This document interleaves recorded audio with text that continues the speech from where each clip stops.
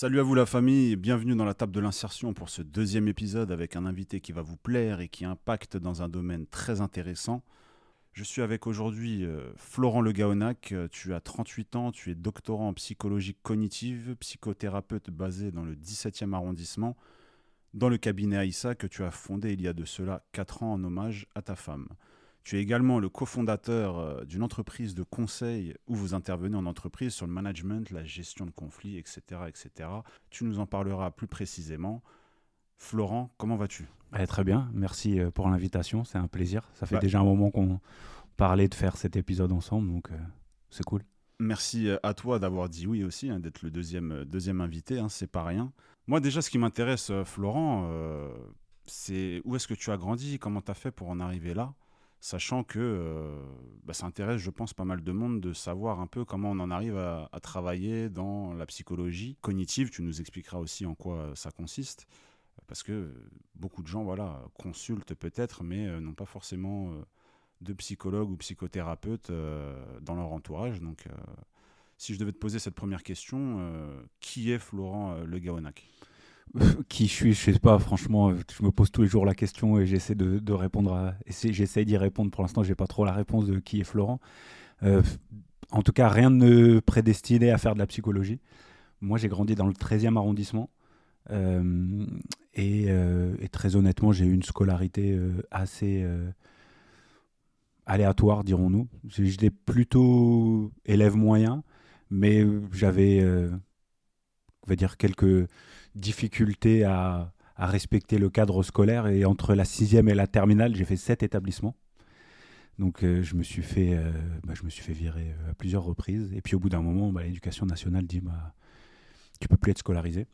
Et donc j'ai eu Ils ont attendu quand même pas mal de temps. Ouais, ils ont attendu du temps, ouais, quand même. Mais parce que j'ai eu la chance d'avoir ma mère qui était derrière et qui a quand même beaucoup poussé pour ma scolarité, que je continue à faire des études et à pas lâcher l'école. Mm. Et donc j'ai eu la chance, et encore grâce à ma mère, à trouver un lycée qui s'appelait le lycée du temps choisi. C'est l'équivalent d'une école de la seconde chance. Et à l'époque, on rentrait sur dossier, puisqu'en fait, moi j'étais quand même très jeune, j'avais 17 ans, j'avais jamais redoublé, j'avais pas vraiment ma place dans ce type d'établissement, c'était plutôt pour ceux qui ont donné une deuxième chance. Moi j'avais besoin d'une deuxième chance, mais d'une autre forme de deuxième chance, de ce qu'ils pouvaient observer de manière à peu près classique. Et j'ai eu la chance d'y rentrer et de rencontrer on va dire un corps enseignant qui avait vraiment une pédagogie et une manière d'appréhender le rapport à l'autre complètement différemment. Je me souviens que le prof de philo écrivait des bouquins, que moi j'avais fait un bac STT à l'époque, sciences technologiques tertiaires en commerce. Le prof de commerce avait une petite société à côté. Voilà, le prof d'histoire pareil, il faisait de la recherche en parallèle. Enfin, chacun vraiment avait une vision, déjà avait une vie en dehors de l'école, avait vraiment d'autres passions et ils avaient un tout autre rapport aux élèves. Et ça m'a vraiment permis de retrouver de l'estime de moi-même. Mm. Et pour preuve, j'ai eu mon bac directement. Voilà, donc on va dire que ces premières années ont été relativement agitées en tout point, et surtout au niveau scolaire. Ah oui, parce qu'en plus, comme tu l'as dit, 7 fois viré Ouais, d'établissement. 3 fois exactement, mais sur d'autres moments, on m'a pas viré mais on m'a gentiment demandé de partir. Ouais, c'est la meilleure chose à faire Voilà. en général. Qu'est-ce qui s'est passé du coup une fois que tu as eu le bac ? Quelles questions tu t'es posées une fois le bac en poche, parce que c'est là aussi où on est un peu à la croisée des chemins, on sait pas forcément ce qu'on a envie de faire. Mais je savais toujours pas ce que je voulais faire après le bac. J'ai fait AES pendant 6 mois, donc c'est de l'économie et de la gestion. J'ai lâché l'affaire. Ensuite, j'ai fait un BTS en management. Et pendant ces 2 années de BTS, assez rapidement, j'ai compris que je voulais pas faire ça. Mais bon, je suis quand même allé au bout de ce BTS que j'ai obtenu. Et puis, assez rapidement, j'ai commencé à me poser des questions sur la question de la transmission, de l'enseignement. J'avais été animateur pendant longtemps. Je faisais les aides aux devoirs. Je combattais déjà à l'époque et je donnais des cours de boxe aux enfants en parallèle pour gagner un peu d'argent. Oui, parce que c'est vrai qu'il y a aussi cette carrière que tu as eue en boxe et tu nous en parleras aussi avec grand plaisir. Au moment du BTS, t'as quel âge ? Je sais pas, je On dois essaie avoir. de situer un Ouais, petit je peu. dois avoir. J'ai obtenu mon BTS, je devais avoir 22 ans, 23 ans, un truc comme ça. Ok. Et j'ai entendu dire qu'il y avait des passerelles pour passer à l'université. Et donc, c'est ce que j'ai fait. Donc, j'ai obtenu mon BTS, j'ai fait un dossier, je suis rentré en licence en sciences de l'éducation à l'époque. Et donc, c'était en fait, on va dire, beaucoup de psychologie autour de la transmission. Voilà, comment optimiser les transferts d'apprentissage. Donc, j'ai fait ça, j'ai fait une licence, et puis après, j'ai fait un master aussi en sciences de l'éducation. C'était hyper intéressant. Et puis par la suite, après, j'ai fait un autre master en psychologie cognitive et neurosciences. Ok. Donc, 2 masters en poche. C'est ça. Pendant cette période, tu as parlé de la boxe. Tu pratiquais déjà Ouais, collège, lycée, après le bac? moi j'ai commencé la boxe comme beaucoup de gamins. Tu vois, j'ai grandi avec les films de Jean-Claude Van Damme, etc. Les films d'action, de combat. Je pense que j'étais intéressé. Je me revois encore avec mon frère Pierre-Loup. On s'entraînait à faire le grand écart entre deux chaises, comme JCVD dans Bloodsport. Ou dans la pub pour les plus jeunes, la pub Volvo. Voilà, c'est ça, exactement, c'est Ok, ça. de Mais camion. nous c'était dans Tous les coups sont permis, quoi. Ouais. Le film. Et donc, j'ai commencé la boxe. J'ai commencé la boxe vers 14-15 ans, Hmm. euh, de manière, voilà, vraiment en loisir, quoi. J'avais juste envie de m'amuser, de prendre du plaisir. Et c'est à partir de 17-18 ans que j'ai commencé un peu plus à vouloir faire mes premiers combats. Je vais pas parler de carrière parce que je trouve que le mot il est un peu pédant, et puis bon, carrière, je sais pas si mais je vais plutôt parler de parcours sportif. Hmm. Je vais plus parler d'un parcours en toute humilité. Déjà carrière, j'ai pas gagné beaucoup d'argent. Et puis ouais, je pense que le mot parcours, ça correspond peut-être un peu plus mon parcours sportif plus qu'une carrière. Pour moi, une carrière, c'est quand tu gagnes de l'oseille et que derrière tu vis pleinement en France. Et moi, avec mon parcours, voilà, je pense que c'est un terme qui est plus adapté. Et à ce moment-là, du coup, toi, quand tu combats, au moment d'arriver sur la licence et le master, tu es encore combattant finalement? Ouais, moi j'ai combattu jusqu'à 30 ans. Ouais. J'ai combattu jusqu'à 30 piges. Il y a eu quelques années où des fois je boxais pas, je faisais pas de combat parce que j'avais des échéances plus importantes au niveau de l'université. Donc la plupart du temps j'essayais de favoriser. Quand je sentais que j'arrivais pas à gérer les deux, je faisais une petite coupure sur les combats Hmm. pour pouvoir justement passer mes diplômes de manière la plus sereine possible, quoi. Ouais, parce qu'à un moment, tu es obligé de faire quand même un choix entre privilégier du coup le sport que tu aimes, sachant qu'il y a un investissement derrière, parce que tu combattais, hein, si je C'est ne me ça, trompe ouais. pas.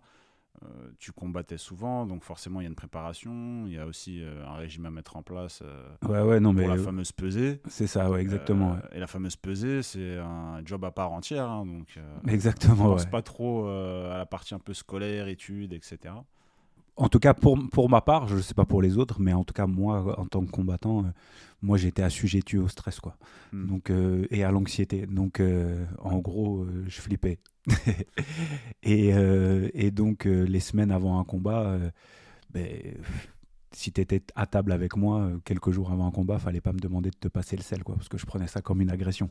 Ouais, Tu ouais. vois. Donc, ouais, on va dire que le combat, la préparation physique, la dimension émotionnelle, psychologique, puis la partie aussi régime, hein, qui stresse aussi à tous les niveaux. Donc, ouais, c'était quand même pas mal d'investissement. Et donc, il y avait des moments où il fallait en tout cas, je préférais couper pour pouvoir passer mes partiels de manière la plus sereine possible. Et à quel moment, sachant qu'attends, on n'a pas précisé, quand je dis boxe, tu étais sur la boxe anglaise, Moi, j'ai française, thaï? combattu en savate boxe française, en Ok. kickboxing, en full contact et en karaté contact. Et j'ai 47 combats, j'ai eu 36 victoires. Et j'ai eu quelques titres nationaux. Voilà, j'étais champion de France et j'ai gagné des Coupes de France ou des tournois de France de ci, de là, dans ces différentes disciplines. Tu as parlé un peu de psychologie, l'approche des combats et tout ce qui va avec. À quel moment ça te trotte dans la tête justement ce côté, tiens, j'aimerais en apprendre un peu plus sur comment mieux appréhender mes combats, comment peut-être baisser mon stress, mon anxiété. C'est peut-être à ce moment-là que Ouais, tout à fait. tu as commencé à construire cette carrière. En tout cas, effectivement, quand je combattais et que je faisais mes études en sciences de l'éducation ou en psychologie cognitive Je me suis toujours questionné sur l'alliance des deux, en fait. Mm. Je me suis toujours dit, attends, faut remonter en arrière, hein. Moi, j'ai 38 ans aujourd'hui, donc on parle de là, il y a plus de 10-12 ans, quoi. Mm. La psychologie, la préparation mentale, c'était pas autant à la mode qu'aujourd'hui. C'est ça. C'est pour ça que quand je t'ai présenté, j'évoquais voilà, le fait que tu vas être un invité qui va plaire parce que on est sur, enfin, on va évoquer un domaine qui a le vent en poupe depuis quoi peut-être un peu avant le Covid, et depuis le Ouais, c'est ça. Covid, c'est Ça explose bien, l'explosion. ouais. Et tant mieux, c'est une bonne chose, hein. Moi, je pense que la démocratisation des connaissances scientifiques sur tout ce qui est en lien avec la psychologie, les sciences cognitives, je pense que c'est une très bonne chose. Mm. En tout cas, il y a quelques années, c'était pas vraiment à la mode. Moi, je me souviens que dans les vestiaires, mes partenaires d'entraînement, ils se reconnaîtront. Des fois, ça vannait un peu sur mes études de psycho, etc. Alors, c'était bienveillant et il n'y avait pas de souci là-dessus. Mais en tout cas, ces questions de psychologie, d'appréhension du combat, etc., on s'y intéressait beaucoup moins. En tout cas, en ce qui me concerne, déjà, j'avais ma propre histoire. J'ai pu être amené à évoluer dans un environnement familial un peu dysfonctionnel. C'est un euphémisme un peu. Et puis, plus la boxe. Donc, voilà, j'avais des questions au regard de mon histoire et puis aussi des questionnements au regard de ce que je vivais dans la préparation et au moment du combat. Et je me suis toujours dit, en fait, comment je peux essayer d'apaiser ça. Et donc, assez rapidement, j'ai pu faire un lien entre mes études et à la fois mon histoire de vie et, euh, et ce que je vivais sur le ring, et puis aussi en me faisant accompagner par des professionnels en ce sens. Et donc, on va dire que ces dimensions, ces trois dimensions-là, donc d'être accompagné par autrui, mon parcours de vie est sportif et ces études-là m'ont fait me dire, en fait, il y a peut-être un truc cool à faire. Et on y reviendra peut-être un peu plus sur cette approche que j'ai construite, The Motion Therapy, autour de la boxe et de la psychologie, quoi. Ouais, parce qu'en plus, là, du coup, au moment où tu valides ton deuxième master, t'as quel âge? Pour qu'on puisse situer par rapport aux sur, auditeurs, etc. moi, sur le deuxième master, je l'ai fait quelques années plus tard. Ouais. J'ai plus la date exactement là, mais je l'ai fait quelques années plus tard. J'ai fait mon premier master en sciences de l'éducation. J'ai bossé un peu, je faisais de la formation. Et puis après, quelques années plus tard, j'ai fait un autre master en psychologie cognitive et neurosciences. Ok, et du coup, c'est après, tu as commencé, donc sachant que tu le faisais avant, tu as commencé à former entre les deux, pendant, C'est ça, et ouais, exact. après le deuxième. Ouais, on va dire qu'à la fin de mon master, je me suis dit, attends, mon premier master, je me suis dit, il y a vraiment un truc à faire autour de la psychologie.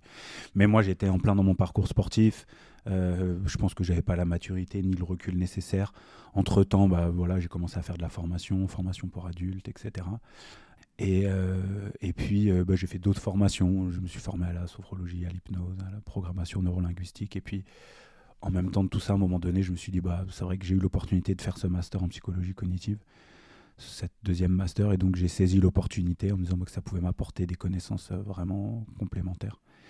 Et cette construction, en tout cas, elle s'est faite au fur et à mesure, quoi. Il n'y a pas pour moi de déclic ou autre. Ça s'est fait vraiment progressivement, et puis un jour, j'ai décidé de me lancer. Et voilà. Et tu avais arrêté du coup la boxe pour quelle raison? Parce que 30 ans, quand on a autant de combats à son actif, hein, tu m'as dit 47, 36 victoires, qu'est-ce qui a fait qu'on s'est arrêté du coup à 30 ans et peut-être pas à 33, 34, même si il y a 10, 15 ans, enfin 33, 34, 35 ans max, alors qu'aujourd'hui on peut pousser à 37, 38, 40 ans, voire Non, plus. moi j'ai des potes qui ont, et encore 3 ans, ont pris des titres mondiaux à 37, 38 ans, Hmm. en savate, boxe française ou en kickboxing. Ouais.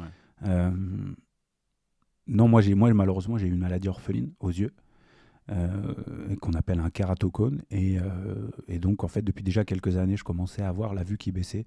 Je faisais un peu le tour des ophtalmos, parce qu'on est quand même assez suivi d'un point de vue médical. Hmm. Personne ne trouvait vraiment mon problème, et un jour je suis tombé sur un ophtalmo qui m'a dit d'aller faire des examens plus poussés parce qu'il suspectait cette maladie, et quand elle a été confirmée, on m'a vivement recommandé d'arrêter. Donc j'ai fait mon dernier combat, et puis ensuite j'ai arrêté puisqu'en fait ma cornée de s'affiner trop, et j'avais un risque de devenir définitivement aveugle, quoi, si je prenais trop de coups. Ok, c'est ça, parce que du coup, chaque coup accentuait un peu plus En tout cas, il y avait des risques, ouais. la Il y avait des maladie. risques d'aggraver la maladie. Euh, et donc, effectivement, en plus, j'ai eu une poussée de la maladie à un moment de ma vie. À un moment de ma vie. Et donc, ce qui fait que j'ai partiellement perdu la vue de l'œil gauche, où je vois moins d'un dixième. Et puis, l'œil droit, je dois avoir 4 dixièmes. Donc, c'est. Après, bon, il n'y a pas vraiment de traitement. On peut mettre des espèces de prothèses sur les yeux pour retrouver un peu la vue. Mais effectivement, en tout cas, les coups, je les voyais de moins en moins arriver. Et puis bon, mon entraîneur à l'époque me disait, t'as fait des études, t'as tout ce qu'il faut. En fait, Ouais. j'ai toujours mené les deux de front et j'ai essayé de faire en sorte d'organiser mon planning, mon agenda entre mon parcours sportif, universitaire ou professionnel. Donc j'ai toujours allié les deux et j'ai jamais... Alors bien évidemment, des fois, il fallait investir un peu plus l'un que l'autre Mm. en fonction des échéances et des obligations. Mais en tout cas, j'ai toujours essayé à bien de mener les deux. Et ça ressemble à quoi, du coup, à l'époque, le planning? Le planning, Genre bah, du lundi au vendredi ou même du lundi ouais, au dimanche, hein, parce ouais, que... bah, en fonction des échéances, mais quand il y avait une échéance, on pouvait s'entraîner 1 à 2 fois par jour, du lundi au samedi, en ce qui me concerne. Et puis, entre-temps, bah, la journée, tu vas à l'université ou tu vas bosser. Ouais. Et Ça t'allais t'est- à tous les cours ou... Ouais, j'allais à tous les cours. Après, moi, j'ai jamais eu trop de problèmes avec la fac. Euh, c'est pas très compliqué. En fait, l'université, le monde universitaire, et les partiels, une fois que tu as compris ce que l'enseignant attend de toi, c'est une question de code. L'université, c'est pas une question d'intelligence, hein. Les études supérieures, s'il fallait être intelligent, ça se saurait quoi. Non, en fait, il suffit simplement de répondre à l'exigence de l'enseignant, à l'attendu. Et une fois que tu as compris ce que le prof attendait de toi, il suffit simplement de le ressortir. Et une fois que tu as compris ça, tu peux faire toutes les études que tu veux. Ouais, parce que c'est vrai que moi, à chaque fois, on me disait, à l'époque aussi où j'étudiais, on me disait, à la fac, faut être quelqu'un de très autonome parce que, voilà, Ouais. tu viens pas, ce qui va Oui, compter, c'est voilà. les partiels à la fin Ouais, c'est ça. En fait, t'as du personne module, etc. qui va te fliquer, qui va faire l'appel ou autre. Et encore, aujourd'hui, maintenant, de plus en plus, on cherche quand même à contrôler un peu plus la présence des étudiants. Mais je veux dire, en termes de complexité, moi, les seuls moments où j'ai vraiment construit une réflexion, c'est quand je faisais mes mémoires. Hmm. Mais sinon, un partiel à l'université ou des partiels à l'université, on te pose une question, tu recraches ton cours en fonction du prof, tu sais ce qui est un petit peu attendu parce que si tu lui poses la question, il te répond. Hmm.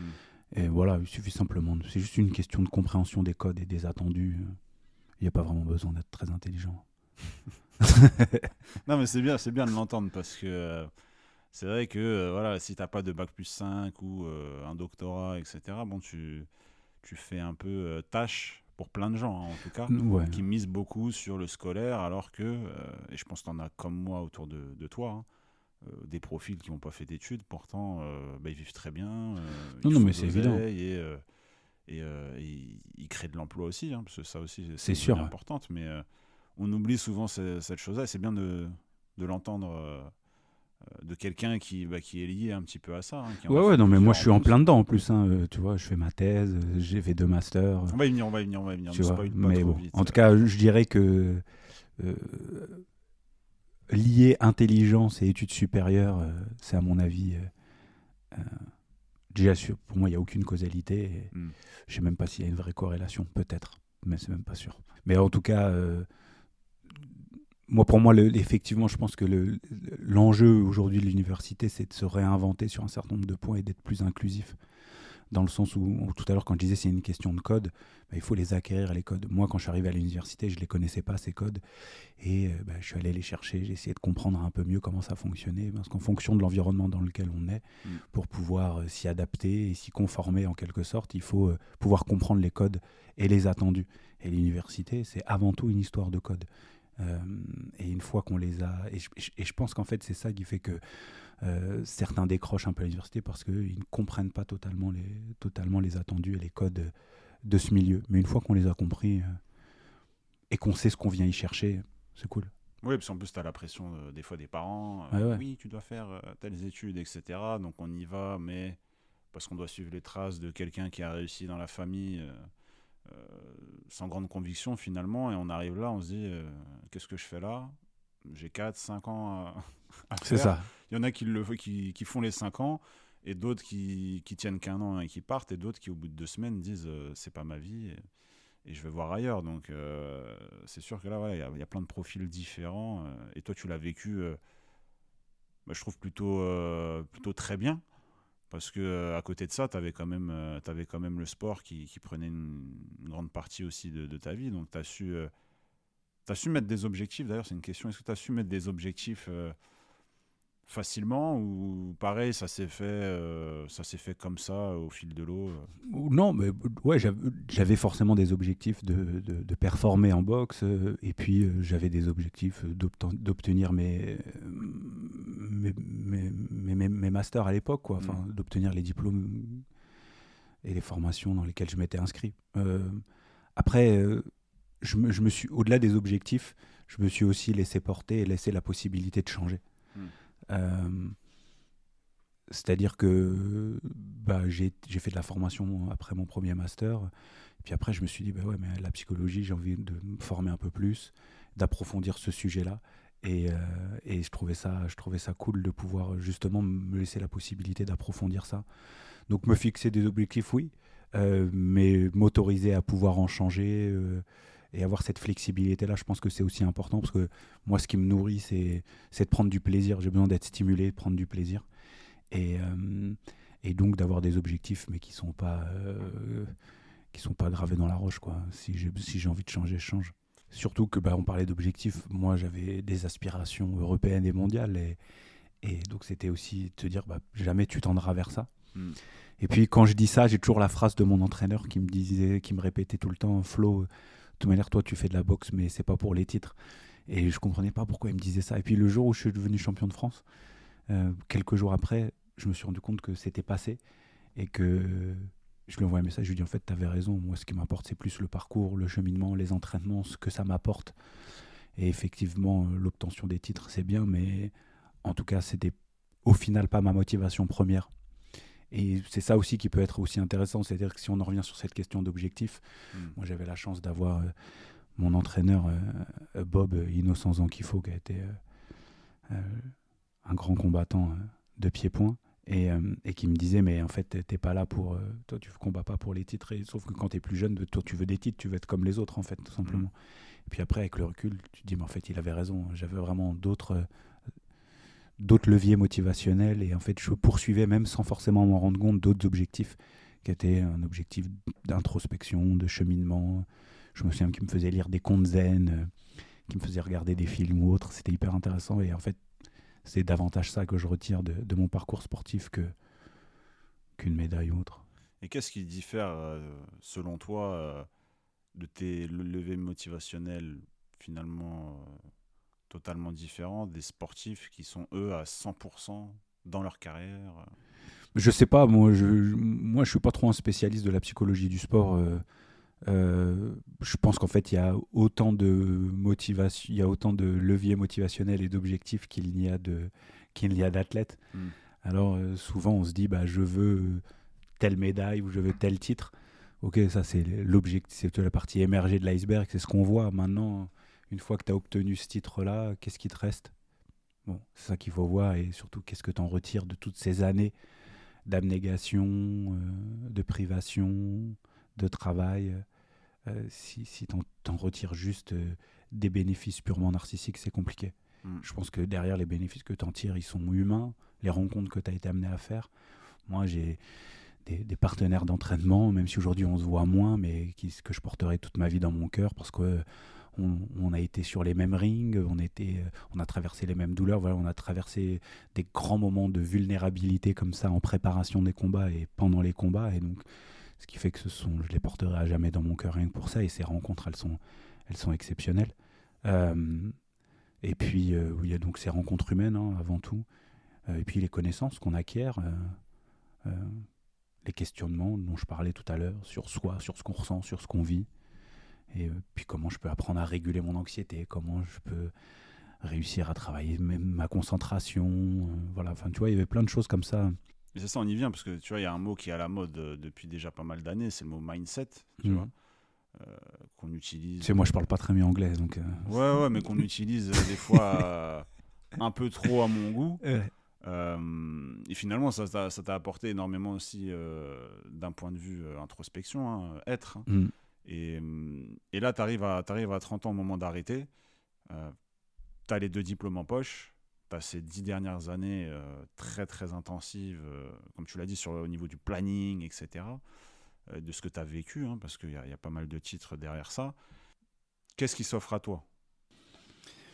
Comment tu visualises un petit peu là à court terme En fait, ça faisait déjà à peu près 1 an que je me disais je vais me lancer là, je vais me lancer. Et en fait, moi j'ai toujours eu à cœur d'allier la psychologie et les mouvements de boxe. Sauf que je ne savais pas vraiment comment faire. J'avais à la fois d'un côté l'université qui disait soit tu fais de la psychologie, soit tu fais de la boxe. Et puis en boxe, dans le milieu de la boxe, on voyait les liens. Mais bon, en tout cas, on n'arrivait pas à faire le lien réel entre psychologie et boxe. Mais c'est notamment lorsque j'ai fait mon 2e master que je me suis rendu compte qu'il y avait déjà des chercheurs qui s'intéressaient à cette relation entre le corps et le cerveau. Et donc, j'ai décidé de me lancer et d'ouvrir mon premier cabinet pour exercer cette approche The Motion Therapy que j'avais montée au fur et à mesure des années, à la fois au travers de mon parcours sportif, mon parcours professionnel, personnel et universitaire.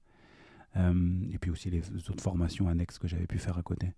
Et donc, j'ai décidé de me lancer dans le grand bain. Donc, j'ai été... j'avais quelques potes qui m'ont soutenu, qui m'ont dit que l'idée était bonne, d'autres qui étaient un peu plus perplexes, mais ça je pense que ça, c'est plutôt classique. Et donc, c'est en 2015 que j'ai ouvert mon premier cabinet, qui était Place Clichy. Et c'est là où j'ai reçu les premières personnes, j'ai commencé mes premières consultations, et où j'ai pu vraiment, même si j'avais déjà testé par le passé, mais où je me suis dit, allez, je me lance. Donc, à l'époque, il n'y avait pas autant les réseaux sociaux, il y a encore presque 10 ans maintenant. Ouais, donc c'était du bouche à oreille beaucoup. Ouais, non, il y avait un peu les réseaux sociaux quand même, tu vois, tu avais quand même Instagram, Facebook, Oui, etc. oui. Mais bon, en tout cas, moi, j'avais pas trop cette connaissance et cette utilité pour l'utilisation des réseaux. Donc, bon, je faisais avec ce que j'avais. Et puis, et surtout, en fait, moi, j'ai beaucoup joué sur le réseau, beaucoup activé le réseau. Je pense que c'est ce qui fonctionne le mieux. Même encore aujourd'hui, c'est ce que j'essaie de nourrir aussi pas mal, de nourrir et activer mon réseau. Et donc, j'ai lancé The Motion Therapy. Voilà. 2015, c'est ça. Lancement. Au début, ça se passe comment? Au début, ça se passe que t'as la tête dans le guidon parce que tu te dis, en fait, mine de rien, il va falloir quand même que je fasse rentrer un peu d'oseille. Alors, je faisais ça à temps partiel. Le reste du temps, je continuais à faire de la formation. Donc, j'avais quand même cette sécurité-là. Je continuais à faire de la formation dans les entreprises. J'avais déjà pas mal développé cette activité à l'époque. Donc, ça me permettait d'avoir quand même une certaine stabilité. Mais donc, de réduire cette partie-là pour faire un peu plus pour faire de la thérapie avec cette approche. Donc, tu te lances. Forcément, tu as un peu peur, tu es un peu angoissé. Mais assez rapidement, en fait, j'ai quand même pu bénéficier d'un relatif succès. C'est-à-dire que les gens, quand ils entendaient parler de cette approche, étaient motivés, et ça leur disait bien, et en tout cas étaient prêts à tester une approche thérapeutique, on va dire, alternative. Donc ça s'est plutôt bien passé. Il y avait des moments un peu de doute, mais globalement, ça s'est fait de manière assez fluide. La création du site, les premiers posts, les premiers rendez-vous. Voilà, tu as fait ça un peu au fil de l'eau. C'est ça, ouais. Encore exactement. Une fois, et tu n'as pas fait ce qu'on retrouve souvent chez l'entrepreneur, où tu as envie de monter le site, le Google My Business, tu as envie de monter tout ce qu'il y a autour du projet, et tu te lances après avoir tout monté. Et au final, ça prend pas parce que tu es peut-être focalisé sur les petits détails et pas le principal, à savoir ramener la clientèle. C'est ça. Toi, tu as fait vraiment, tu t'es lancé, donc tu as récupéré le cabinet, tu t'es lancé et petit à petit, tu as commencé à créer en fonction de la clientèle, du chiffre d'affaires généré, et pas l'inverse. C'est ça, ouais. Et puis même les objectifs au début, ils étaient simples, c'était juste de payer le loyer. Ouais. Tu vois. Loyer de combien à l'époque? Je sais plus. Pour combien de mètres carrés là, qu'on situe un petit peu pour ceux qui nous écoutent? Il y a 10 ans, je sais pas, c'était 450 €. 450 € pour un temps partiel. 3 jours par semaine à peu près. Okay. Donc aujourd'hui, aujourd'hui avec l'inflation, on est un peu plus au-dessus, quoi. Mais puis bon, j'étais dans le 9e, j'étais dans un quartier qui était bien, mais c'était pas les meilleurs quartiers du monde non plus, quoi. Et donc voilà, peut-être que je peux présenter un peu ce que c'est The Motion Therapy plus en détail. Ouais. Si tu nous as parlé d'une nouvelle approche, ouais, etc., c'est ça. Ouais. J'allais y venir, mais c'est en fait, j'ai envie de dire que ça s'inscrit dans ce qu'on appelle les thérapies cognitives et comportementales incarnées. Ouais. C'est-à-dire qui inclut vraiment la dimension sensorimotrice, la dimension corporelle. L'idée, en fait, ça s'inscrit dans mon travail de recherche actuel en psychologie. C'est qu'il y a des interactions entre le fonctionnement cognitif, donc le cerveau et le corps. Donc, c'est pas que le cerveau qui agit sur le corps, ça peut être aussi le corps qui peut agir sur le cerveau. Et donc, en partant de ce postulat-là, eh bien, j'ai construit cette approche, The Motion Therapy, où en fait c'est assez simple. Sur la première séance, on fait ce qu'on appelle l'anamnèse, on va clarifier la demande de la personne qui vient consulter. On va essayer de fixer un objectif, pour parler simplement. Et une fois que la demande est clarifiée, qu'on sait un petit peu où on va, bien évidemment, cette demande, elle évolue, les objectifs, ils bougent aussi. L'idée, c'est de ne pas être rigide.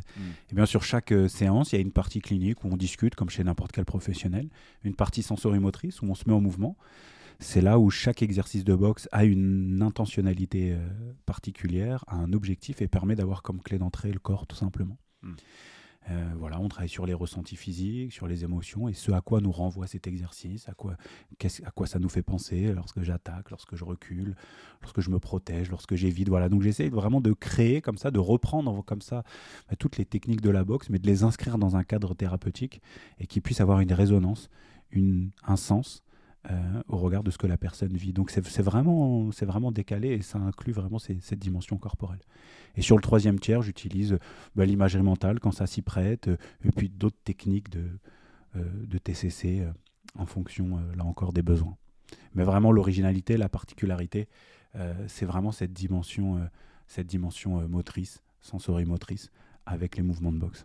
C'est beau que tu aies pu ramener la boxe, du coup, à ton métier. Ouais, c'est ça. Ouais. C'est une autre manière de continuer à être en lien avec cette discipline qui m'a tant apporté durant toutes ces années. Et puis, je suis d'autant plus fier qu'aujourd'hui, comme on le dit, c'est des sujets qui sont vraiment porteurs. On le voit sur les réseaux sociaux, YouTube, on parle de plus en plus de ces relations corps-esprit. Et puis alors ça, c'est peut-être mon côté un peu mec qui aime bien se lancer des challenges, des défis. Je pourrais continuer à pratiquer, mais j'ai eu l'opportunité de faire une thèse sur ce sujet. Parce que dire qu'il y a une relation entre le corps et le cerveau, philosophiquement, on enfonce des portes ouvertes. Maintenant, scientifiquement, pour essayer de le démontrer, c'est encore autre chose. Et donc, j'ai eu l'opportunité de faire une thèse en psychologie cognitive et d'orientation sociale aussi. Il y a une dimension psychologie sociale aussi dans ma thèse, sur justement les comportements d'approche et d'évitement. Qu'est-ce qui fait que j'approche quelque chose? Qu'est-ce qui fait que je l'évite dans un contexte de boxe, tout simplement. Donc en utilisant tout simplement les mouvements de boxe. Et donc voilà, donc c'est là aussi... c'est assez proche. Faire une thèse, c'est un peu comme préparer préparer plein de combats, quoi, tu vois. Voilà, c'est aussi exigeant. C'est du haut niveau.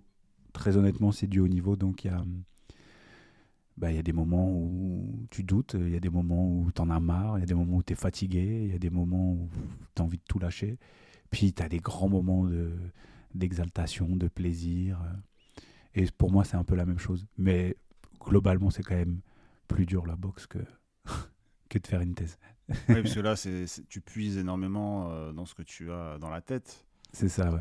Ouais, il y a une dimension physique quand même, parce qu'il y a pas mal de stress, mais je veux dire que dans la boxe, tu prends cher aussi physiquement. Physiquement, c'est ça, ouais, voilà, c'est ça. On va dire qu'il y a cet aspect-là. Et puis aujourd'hui, cette thèse, pour moi, c'est un peu la cerise sur le gâteau. J'ai une vie professionnelle épanouissante. Je suis inséré, globalement, j'ai pas besoin de cette thèse pour vivre, donc par rapport à d'autres doctorants, j'aborde quand même cela avec un peu plus de recul. Donc ça, c'est quand même assez confortable, mais bon, c'est quand même un challenge de faire une thèse, surtout sur un sujet qui n'est pas encore énormément exploré, où il n'y a pas beaucoup de littérature. Et pour ceux qui ne comprendraient pas forcément ce que tu fais, est-ce que tu peux expliquer simplement en quoi consiste une thèse pour un professionnel, Ouais, en fait, ce qu'il faut savoir, c'est que quand on aborde des concepts de psychologie sur les réseaux, dans les vidéos ou autres, on présente les choses de manière assez générale, quoi. C'est très très large. J'aime bien prendre cet exemple-là, mais voilà, là on est confortablement assis sur une table. Et souvent, dans nos vidéos ou autres, on présente la table de manière générale et dans quelle mesure cette table est confortable, elle est agréable, ergonomique, etc. Tu vois. Mm. Et ben, quand tu fais de la recherche, tu vas pas t'intéresser à la table, mais tu vas t'intéresser au coin de la table. Mm. Et tu vas voir pourquoi elle est si bien faite, ce coin de table. Mm. Tu vois. Et donc, en fait, c'est ça la recherche, c'est qu'on s'intéresse vraiment à des fonctionnements assez réduits, tout simplement, parce qu'aujourd'hui, les outils en psychologie ne nous permettent pas de tout étudier en même temps. C'est vraiment, on étudie de manière très rigoureuse quelque chose d'assez réduit. Et donc, moi, le cas échéant, les comportements d'approche et d'évitement en utilisant les mouvements de boxe. Mm. Et comment ces comportements d'approche et d'évitement, lorsqu'ils s'inscrivent dans un contexte pugilistique, c'est le pugilat, c'est la boxe, comment ça peut jouer sur mon attention, donc les mécanismes attentionnels, qu'est-ce qui fait que je vais me concentrer sur les détails, ou au contraire, qu'est-ce qui fait que je vais regarder une situation dans sa globalité, et comment ça va jouer aussi sur mon état émotionnel. Donc voilà, mais ce qu'il faut savoir, c'est que quand on fait de la recherche, on est vraiment spécifique à un élément, vraiment micro, quoi. On ne fait pas du tout de macro quand on fait de la recherche. Et c'est de la recherche expérimentale, c'est-à-dire que toi, tu es venu faire mon expérience. On vient, je te fais remplir un consentement, comme quoi tu es d'accord pour faire ça. Je te fais faire des mouvements de boxe, ensuite un test sur l'ordinateur. Et puis, je fais passer comme ça des centaines et des centaines de participants pour essayer d'avoir un échantillon et un panel qui soit le plus représentatif possible. Et à partir de là, on essaie ensuite de voir si on valide ou non nos hypothèses. Ok, et dans quel but final, du coup? Moi, le but de tout ça, c'est de démontrer qu'effectivement, ces mouvements de boxe peuvent jouer sur le fonctionnement cognitif. Donc, les questions attentionnelles, par exemple, en thérapie, c'est un vrai sujet. Quand par exemple, on est assujetti à beaucoup d'anxiété, on a l'attention qui réduit, on a son focus qui réduit. Ben, comment je peux, par les mouvements de boxe, réussir à pouvoir, pourquoi pas, le gérer. Et donc, l'idée, en fait, c'est d'apporter un tampon scientifique à cette approche que j'ai conçue. Et puis, à terme, une fois la thèse terminée, j'aimerais ouvrir une école de motion therapy où tous les professionnels, les praticiens, les psys, les coachs ou autres qui veulent utiliser ces mouvements de boxe à visée thérapeutique puissent les utiliser, mais derrière en bénéficiant quand même d'un travail scientifique qui a été fait et d'une littérature scientifique assez solide pour pouvoir proposer une formation qui soit vraiment optimale et que les gens sachent réellement ce qu'ils utilisent et ce qu'ils manipulent avec les gens. Oui, parce qu'en validant cette thèse, ça te permettrait, toi, de professionnaliser l'accompagnement, non pas aux patients, aux clients, mais aussi aux autres professionnels ça, qui dépendent d'autres... C'est ça, quelle que soit l'obédience. C'est ce que tu peux faire quand tu formes en B2B avec ton entreprise de conseil. Ouais. Exactement. L'idée, c'est quelle que soit l'obédience thérapeutique, que tu sois clinicien, coach, neuropsychologue, peu importe, en tout cas hypnothérapeute, mais que tu veuilles utiliser une dimension un peu plus incarnée, que tu puisses suivre cette formation-là, mais qu'elle repose quand même sur un travail scientifique de plusieurs années. Et que, en tout cas, quand tu fais ce type de mouvement, tu sais réellement ce que tu manipules, quoi. Ouais. Et c'est à quel moment que tu, potentiellement, va être validé concernant cette thèse? Je sais pas, moi, sachant que je travaille en parallèle, je me suis donné 5 ans pour faire ce travail de recherche.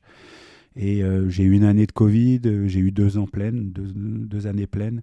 Donc, allez, j'espère que dans 2 ans, je pourrai soutenir cette thèse tranquillement et vraiment avec des travaux et des résultats solides.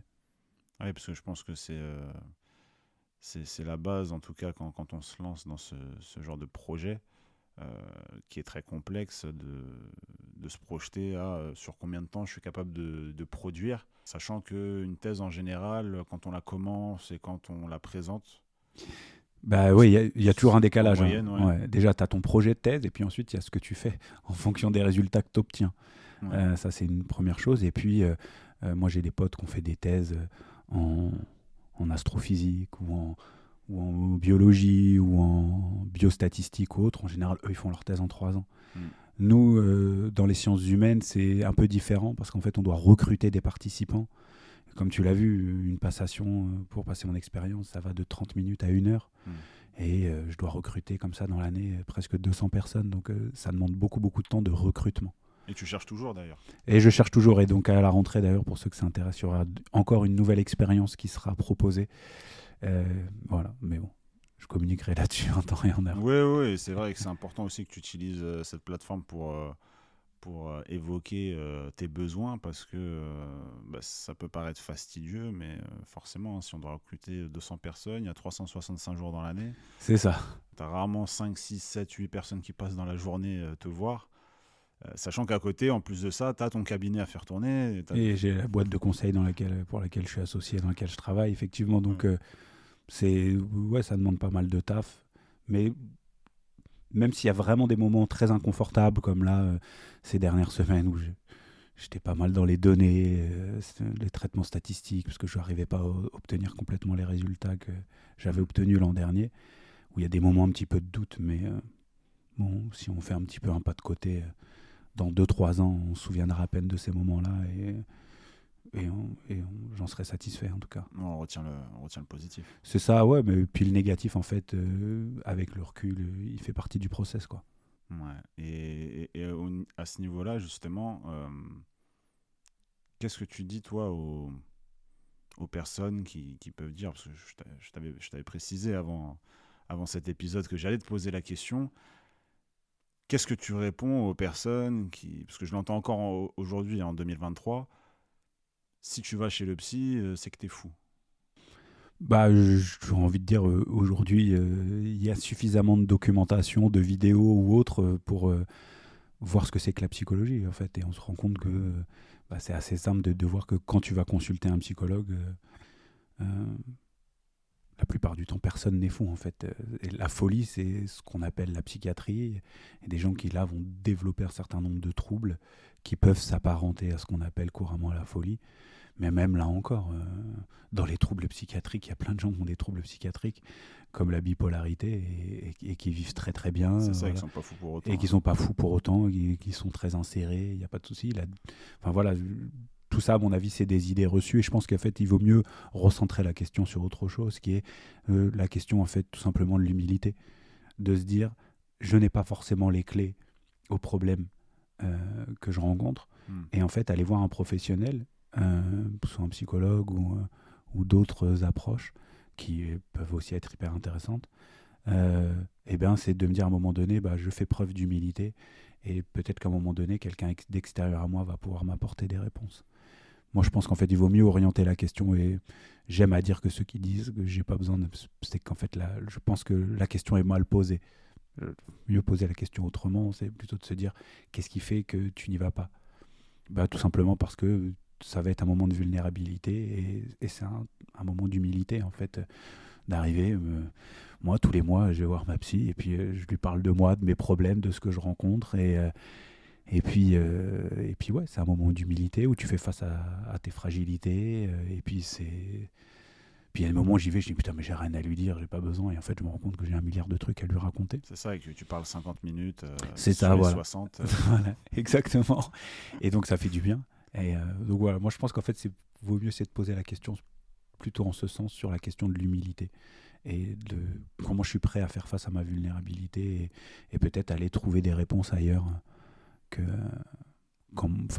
trouver les réponses par le biais de quelqu'un d'autre, en tout cas, même si bien évidemment elles sont en moi les réponses, mais en tout cas qui va m'aider à les trouver. Ouais, parce qu'en plus la plupart des gens, ce que je te dis là, c'est fact, hein, il y a aussi le fait d'affronter son entourage quand ils apprennent que tu vas voir le psy. Il y a aussi cette donnée-là où on a la peur du jugement parce que forcément, dans pas mal de familles où il y a énormément de pudeur, hein, on ne se confie pas à ses proches, on ne se confie pas à ses parents et à ses frères et sœurs, on ne va pas forcément se confier à un inconnu. Je pense que tu mets le doigt sur un point qui est important.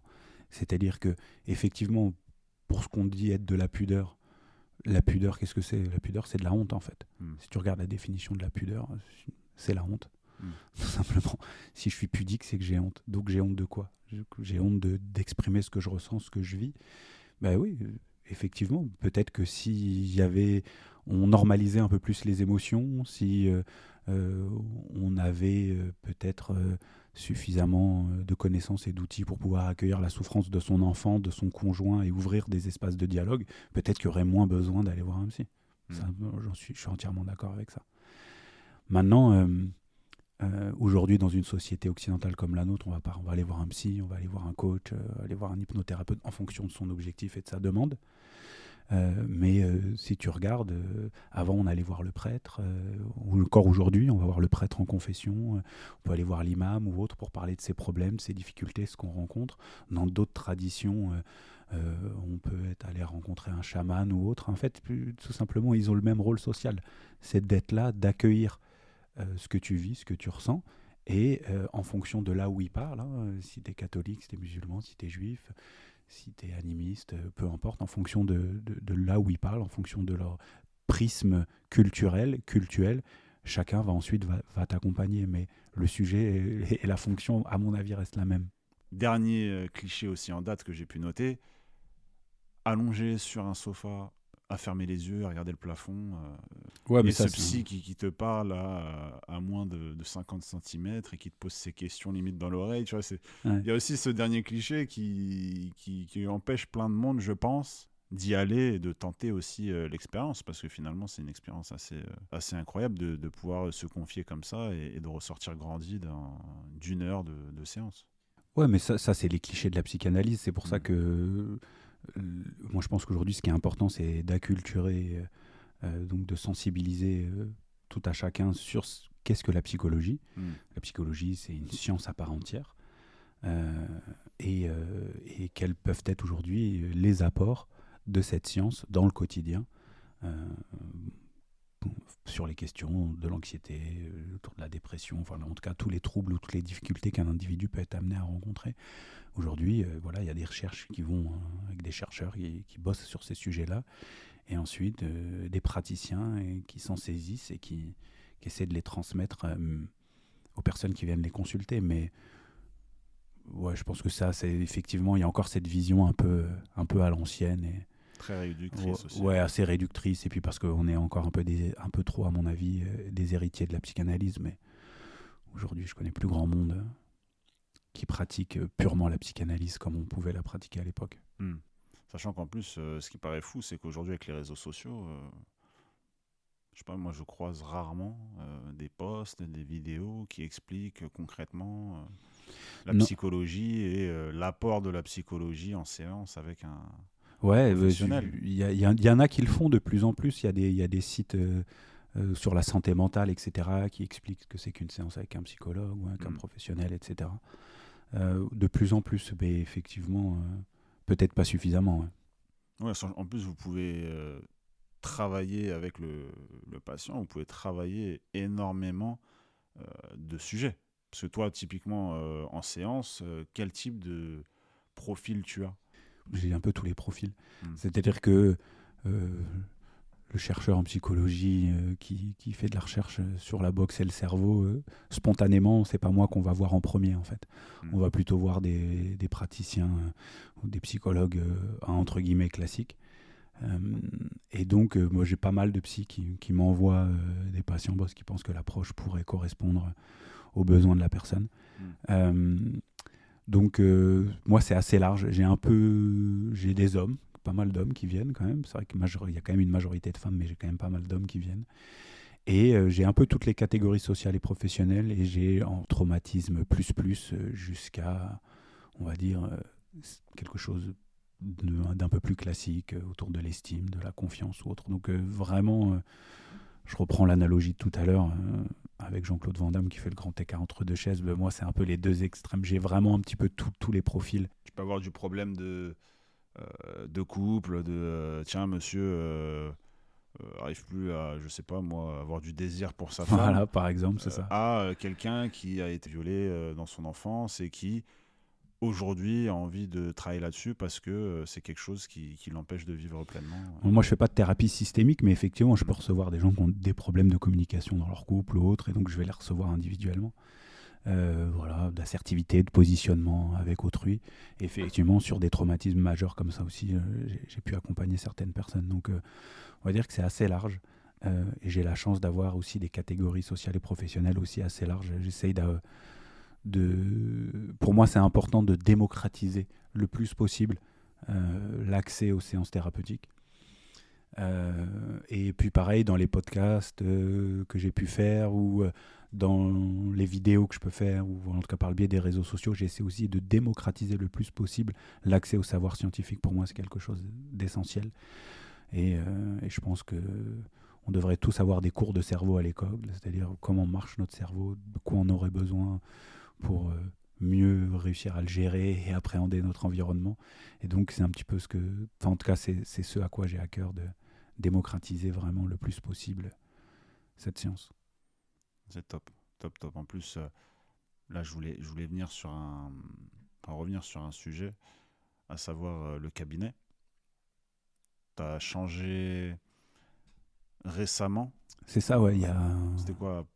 Avant Covid, juste avant ou C'était juste pendant le après? Covid, ouais, en Pendant le 2020. Covid. Ouais, en 2020, Tu décides du coup de quitter le 9e arrondissement de Paris c'est pour ça, ne pas quitter Paris, mais rester et arriver c'est ça. dans le 17e Dans le arrondissement. 17e, donc pas très très loin, à quelques stations de métro.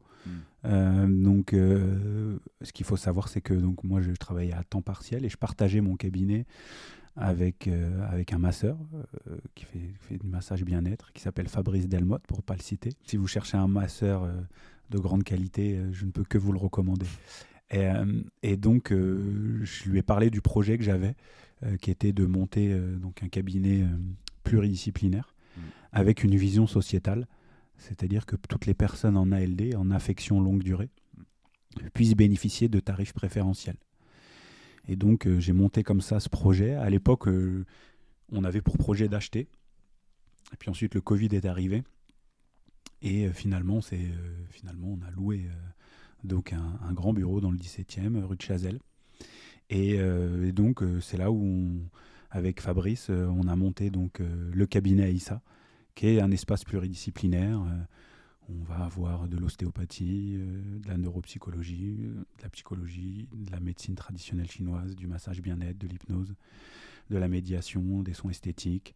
Donc vraiment d'avoir un apport assez large, vraiment là encore toujours dans cette dynamique qui accompagne physiquement et psychologiquement les individus.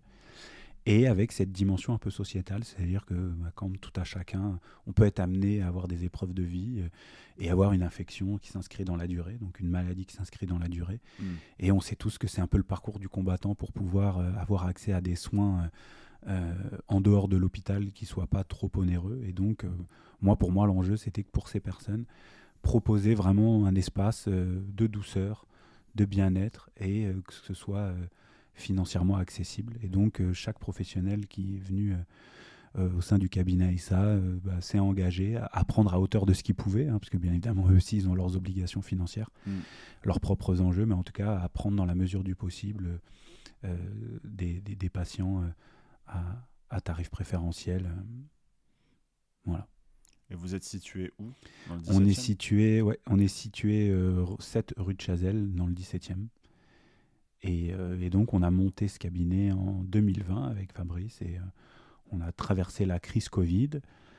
Qui n'était pas simple. Qui n'était pas simple. On a traversé, là, pour l'instant, cette première année, la crise de l'énergie. On va voir si on la retraverse encore cette année. Ouais, 2024, sûrement quelque chose. Ouais, on va voir. Elle n'est pas complètement encore. finie, la crise de l'énergie et l'inflation n'est pas complètement finie. Donc, bon, en tout cas, il n'y a pas de raison. Mais voilà, en tout cas, c'est vrai que ça a été aussi de monter un projet comme ça a été là encore, je reviens un peu sur ce que je disais sur la boxe ou sur la thèse.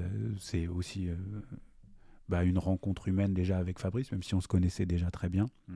On travaillait régulièrement ensemble, mais là, monter un projet comme celui-ci, c'est pas mal d'embûches, de difficultés, de doutes ou autres. Et donc, on a appris vraiment à faire plus ample connaissance. Ça nous a, je pense, beaucoup rapprochés. On a pu explorer nos complémentarités. Ça, c'était vraiment cool. Et voilà, j'ai à cœur que ce cabinet continue à exister et à vivre, qui plus est en plus avec une équipe qui est vraiment, vraiment top, avec qui on rigole, ça se passe bien. Et quand il y a des conflits ou quand il y a des désaccords, ça se gère en bonne intelligence. Donc, ça peut avoir des visions différentes, mais en tout cas, tout ça coexiste en bonne intelligence et c'est vraiment cool. Ouais, c'est franchement top, parce que j'y ai mis les pieds une fois. Et chaque pièce, en fait, est dédiée à un professionnel. Et ça permet de pouvoir consulter 2-3 professionnels qui sont à la même adresse. Ouais, exactement, c'est ça. Et d'ailleurs, c'est assez courant que, dans la mesure du possible, chacun puisse s'envoyer des patients ou autres en fonction des besoins. Donc, non, c'est vraiment agréable de pouvoir évoluer avec une équipe comme celle-là, et qui plus est dans un projet qu'on a monté avec Fabrice avec notre cœur. Et aujourd'hui, quels sont les objectifs du cabinet là, sur les 2-3 ans à venir? Moi, quand j'ai monté ce cabinet-là, le seul objectif que j'avais, c'était d'essayer de construire un espace dans lequel chacun des professionnels qui louent son bureau se sentent bien et viennent travailler dans des bonnes conditions. Donc ça, pour moi, ça c'était l'enjeu numéro un, que les gens qui viennent travailler au sein du cabinet se sentent bien, que l'équipe puisse, et que les différences puissent coexister. Ça aussi, c'était vraiment quelque chose d'important pour moi, qui est cette mission sociétale auprès des personnes en ALD. Et puis globalement, c'est aussi un projet qui est en lien avec mon expérience de vie, c'est-à-dire que le cabinet Aïssa donc, porte le diminutif du nom de mon épouse, qui est décédée maintenant il y a quelques années, en 2017. Et il se trouve que quand à l'époque mon épouse était malade, dans l'ancien cabinet où j'étais, j'avais négocié avec mes collègues qui étaient présents qu'elle puisse se faire masser de manière à peu près par un tarif accessible auprès de Fabrice, qu'elle puisse aller voir le psy pareil à un tarif accessible. Il y avait des cours de yoga, j'avais aussi négocié le prix des cours de yoga, etc. Et donc après son décès, le temps un petit peu de me reconstruire, et quand j'ai commencé à sortir un peu la tête de l'eau, je me suis dit tiens, ça pourrait avoir du sens, pourquoi pas d'essayer de faire un truc comme ça, d'essayer de proposer justement un espace, comme je te le disais, sur ces personnes en ALD, qui puissent avoir un petit espace de douceur, parce que moi j'avais souvenir que quand elle venait au cabinet dans le 9e, elle s'y sentait bien, elle était contente de venir, elle se sentait vraiment accompagnée, et c'était aussi important pour elle de payer, tu vois, même si c'était pas un gros montant, mais symboliquement elle continuait à exister socialement, tu vois, elle n'était pas prise en charge. Là où des fois tu es pris en charge à l'hôpital, il y a encore, tu vois, cette volonté de sa part de se dire non mais attends, tu travailles et moi j'existe encore socialement, quoi. Donc il y avait cette dimension qui était importante. C'est pour ça qu'on les fait pas gratuits aussi, parce qu'on pense qu'effectivement, même si c'est pas beaucoup, en tout cas, payé, ça a une dimension psychologique, symbolique pour la personne, de continuer à exister socialement, tu vois ce que je veux dire, de participer. Oui, parce que des fois, on a tendance à le faire pour des mauvaises raisons.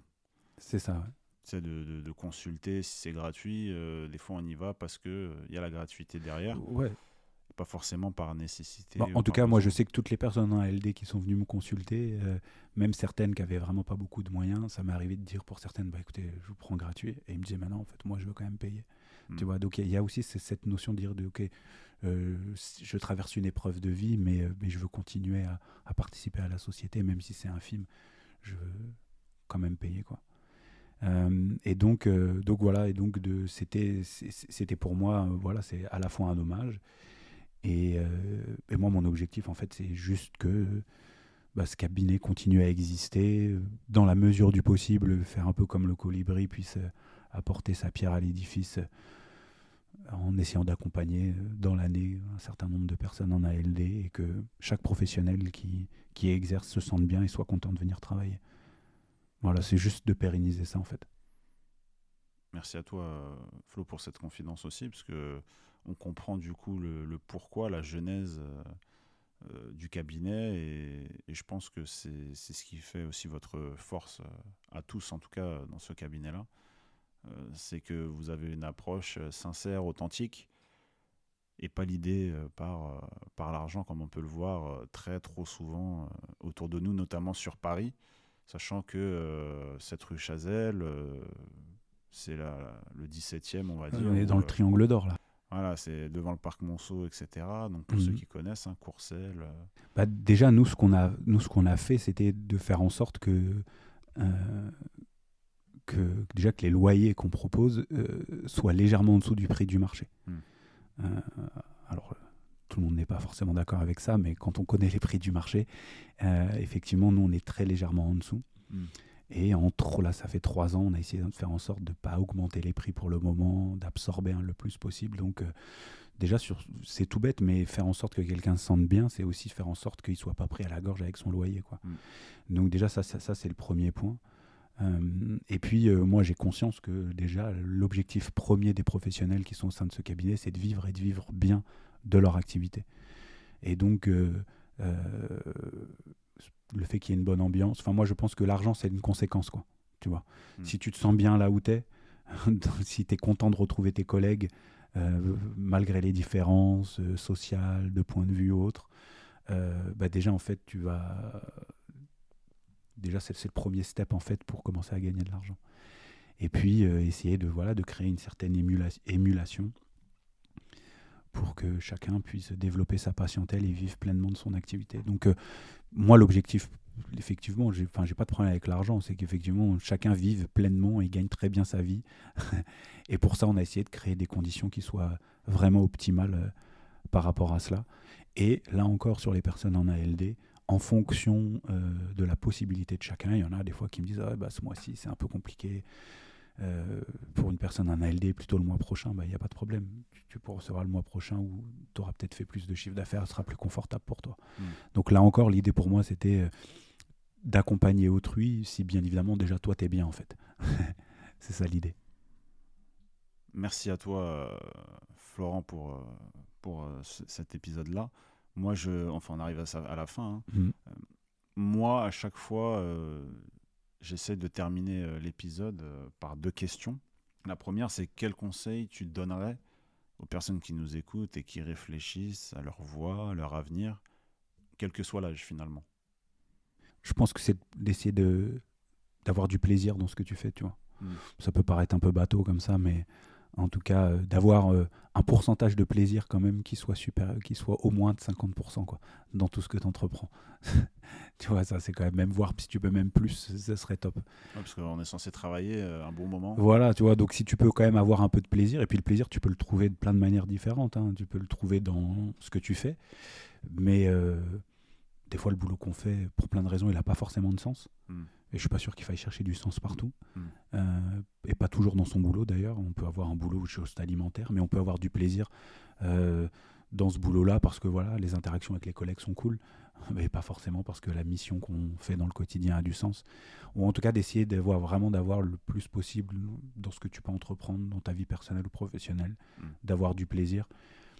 D'être attentif aussi et de ne pas confondre l'atteinte des objectifs et de bien distinguer ce qu'on se disait tout à l'heure. Il y a l'atteinte de l'objectif et puis une fois qu'on l'a atteint, on regarde derrière soi et on se dit ce qui était intéressant au final, c'était presque le chemin que j'ai parcouru, les rencontres que j'ai faites.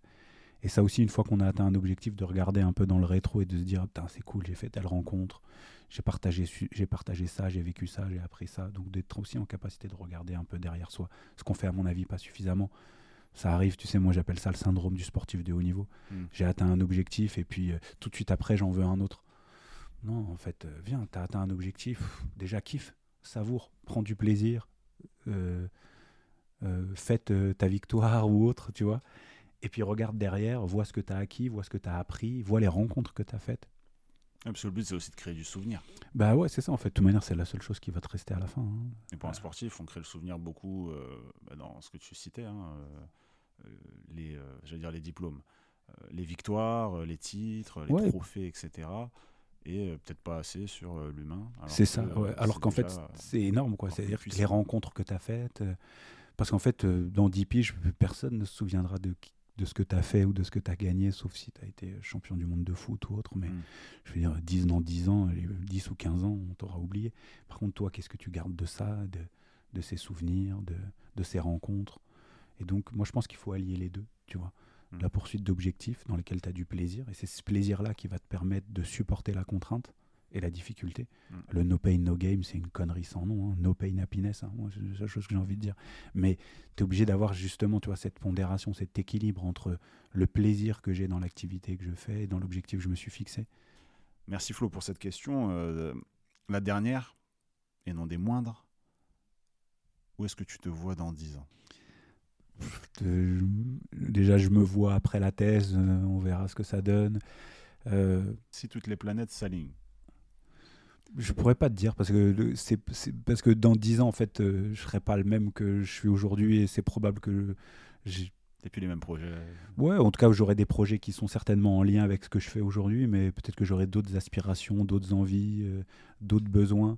Donc se projeter c'est cool, mais en tout cas moi ce que j'ai appris très humblement de mon parcours de vie, se fixer des objectifs, ouais c'est cool, mais Je pense que des fois, il faut aussi faire preuve d'humilité et te dire, dans 10 piges, c'est loin quand même, tu vois. Merci à toi, Merci à toi, Florent, c'était un plaisir. pour cet épisode. À retrouver prochainement sur les autres plateformes, hein, notamment Instagram, hein, Arthur MNG-8 et le tien, Florent. Moi, c'est The Motion Therapy, voilà, ou Florent Le Gaonnac. Sur Instagram sur également. Insta, exact. On remercie le générique de début et de fin, à savoir Gaio Prod. Et je vous dis à très vite pour un prochain épisode. Ciao, ciao la famille.